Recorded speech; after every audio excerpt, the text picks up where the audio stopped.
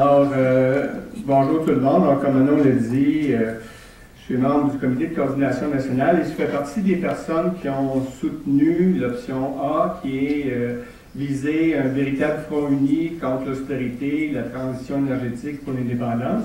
Et c'est pour ça que je suis ici. Alors, mon propos, c'est d'abord et avant tout, pourquoi est-ce qu'on se bat? Alors, avant de penser toutes sortes de calculs savants, avec qui on se lie, quelle stratégie, quelle tactique, il faut d'abord se poser des questions, je pense, plus amples, plus profondes.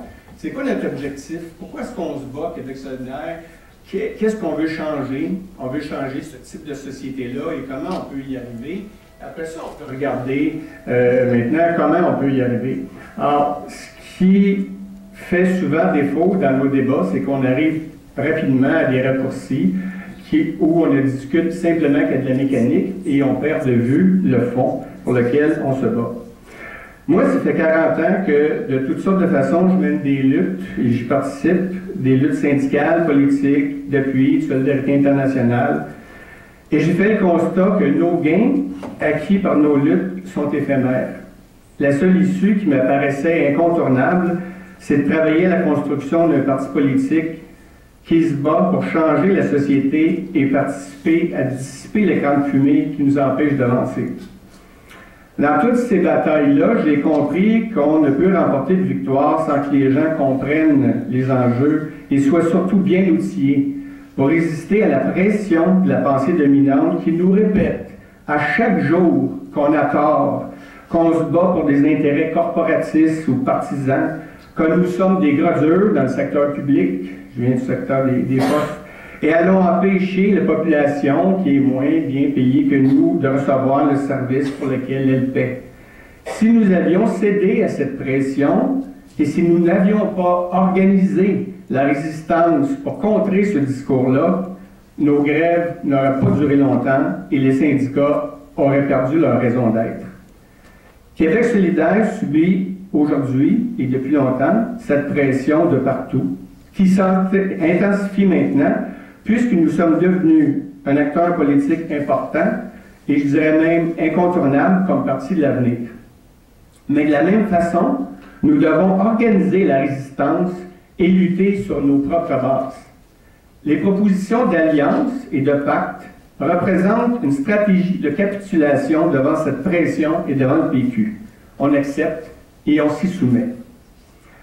Après 11 ans, il y en a qui disent qu'on n'est pas rendu assez loin. Ben, ça dépend du point de vue. Parce que dans le contexte en dehors du Québec, du reste du Canada et dans le contexte nord-américain, pour la majorité des progressistes, ce qu'on a fait au Québec, ça tient de l'exploit. Alors arrive cette idée selon laquelle il est important de trouver un moyen d'aller plus vite, dans la perspective d'avoir plus d'élus au Parlement.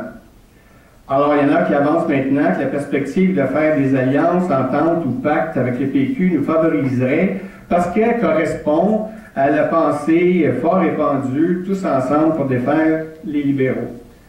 Comme si le PQ au pouvoir n'avait pas lui aussi mis en œuvre ce type de gestion. J'entendais tantôt des interventions qui disaient oui, mais il faut faire confiance. Alors, comment peut-on faire confiance? J'ai lu récemment un article publié par Nicolas Marceau, le ministre des Finances dans le gouvernement Marois, qui disait dans le Devoir, oui, nous, au pouvoir, on va réinvestir massivement dans les services publics et dans la santé. Avec nous, vous allez retrouver des... Mais pourtant, c'est lui qui a fait revenir le déficit zéro de Lucien Bouchard, qui a proposé 2 budgets qui étaient plus austères que le dernier budget d'Achamp et à peu près équivalent au premier budget déposé par le gouvernement libéral, par le ministre Leitao. Alors, on veut changer quoi? Puis là, on doit faire confiance à la parole de ces gens-là qui ont coupé massivement dans le secteur public et qui nous disent non, qui n'en parlent même pas de toute façon. C'est comme si ça n'avait jamais été fait. Penser qu'on va attirer par des subterfuges de tactique électorale la base du PQ vers nous, c'est une pure illusion. Mais le pire dans tout ça, c'est que le coût de ces alliances-là va être beaucoup plus élevé dans les régions qu'à Montréal, où la base solidaire est plus solide. En région, le poids QS est généralement plus faible. La pression du vote stratégique sera donc plus forte, surtout si on indique nous-mêmes qu'à certains endroits, il faudrait voter PQ, et qu'au final, nous souhaitons un gouvernement péquiste. C'est la conséquence objective qui est défendue dans l'option des alliances ou des pactes avec le PQ. Comment ne pas penser que ça va renforcer leur position? Depuis notre naissance, on nous dit que Québec solidaire divise le vote, que notre parti est un obstacle à la défaite des libéraux. Les directions syndicales ont déjà opté pour la plupart, ont déjà décidé de voter pour le PQ en appelant ça le vote stratégique. Il a fallu des années de travail pour gagner l'appui souvent sectoriel de secteurs du mouvement syndical, tels que le Conseil central de la CSN de Montréal, le Conseil régional FTQ Montréal, le syndicat des postes. La raison de la défaite du PQ, c'est pas QS, c'est ses politiques néolibérales. C'est son manque total de perspectives concrètes pour l'indépendance du Québec qui a fait une défection immense des gens au vote de 2014. C'est pour ça qu'il a perdu, c'est pas à cause de nous. Il ne faut pas oublier non plus que c'est le PQ lui-même qui a envoyé dans les bras des libéraux le vote des communautés issues de l'immigration et particulièrement la communauté musulmane qui ont eu peur des conséquences de la Charte des valeurs et leur place dans la société québécoise. Moi, je me suis fait dire dans Crémazie, par des gens que je visite à chaque élection, des gens de la communauté musulmane qui m'ont dit « André, on a voté pour toi la dernière fois, mais cette fois-ci, on a bien trop peur de ce qui peut arriver avec le PQ, on vote libéral. » Et peut-être qu'il y en a qui votaient PQ aussi, mais c'est sûr que ces gens-là, ils ont été directement envoyés dans les bras des libéraux.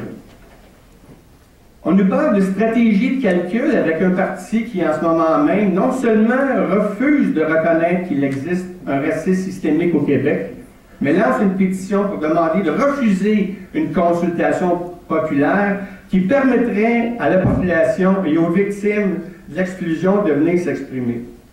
Mon Dieu, que ça va vite. Alors, ignorer ça, c'est ignorer les dangers qui se présentent au Québec. Alors, je vais aller un petit peu plus vite. Dans ce contexte-là, comment peut-on même penser faire une alliance ou des pactes avec un parti qui a ostracisé la communauté musulmane et particulièrement les femmes? Jean-François Lisée s'est d'ailleurs fait élire à la direction de son parti sur des sentiments anti-musulmans. Rappelez-vous le burqa qui cachait des kalachnikovs. Son collègue Alexandre Boutier qui se serait allié à Adir Charkaoui. Alors, quelle confiance on peut donner à des gens comme ça si lui-même, en plus, n'a même pas un minimum de loyauté avec ses propres collègues? Ce parti-là a harnaché le Québec aux multinationales du pétrole, à Anticosti. Il s'est confronté depuis les années 80 aux aspirations du mouvement syndical et des mouvements sociaux. Alors, établir une stratégie d'alliance ou un pacte, au final, ça va nous empêcher de construire notre base politique. On doit compter sur nos propres moyens. Entre nous, on peut bien faire toutes sortes de scénarios tactiques sur papier et on pourra à la limite se convaincre de la justesse de ces stratégies. Mais ces calculs incompréhensibles pour la population, comment est-ce qu'on va leur expliquer ça? Alors, je vais vous dire ce que ça veut dire, parce que dans le fond, le message qu'on envoie, c'est que si on veut la réforme du mode du scrutin, tout ça, il faut faire élire un PQ majoritaire. C'est ça qu'on envoie comme message à travers toutes ces alliances-là qu'on ne dit pas.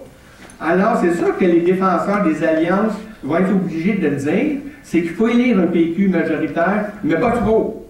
Parce que quand même, il faut nous laisser une place là-dedans, parce que ce parti ne représente pas réellement les intérêts de la population. Sinon, pourquoi on existe? Mais on ne peut pas non plus trop les critiquer, puisqu'on fait des alliances ou des pactes avec eux. Ça, on fera les critiques après, quand ils seront au pouvoir.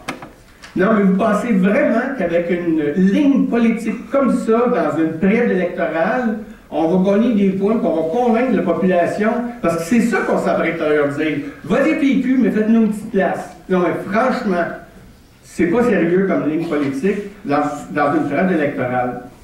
Il faut au contraire poursuivre dans la lancée qui vient de s'amorcer et construire notre soutien. Excusez-moi, j'aurais pu prendre un verre d'eau.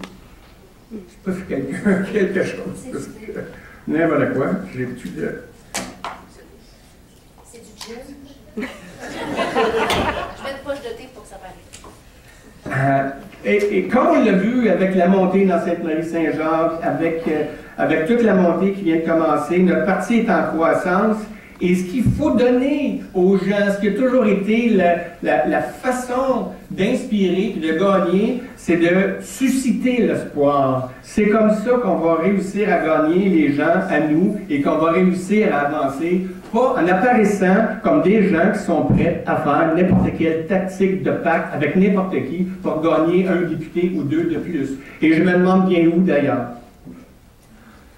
Pour réaliser le projet qu'on veut, pour déloger les gens qui contrôlent l'économie du Québec, on a besoin d'un rapport de force.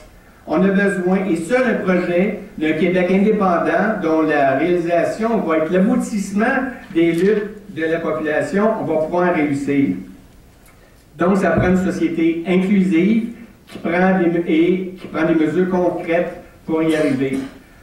Alors, pour ces raisons-là, je vous demande d'appuyer les propositions qui sont dans l'option A, qui sont les seules positions réalistes qui vont permettre de donner un sens au chantier du renouveau qu'on a commencé à mettre en place et qu'on veut poursuivre durant la prochaine année et permettront de nous placer comme alternative politique maintenant aux prochaines élections et après.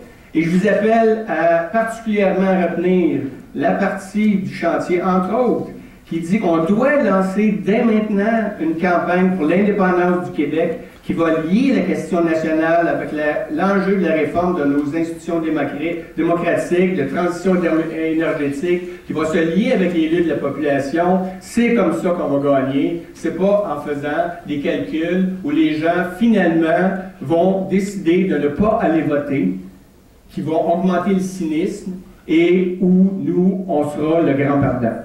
Merci. Merci.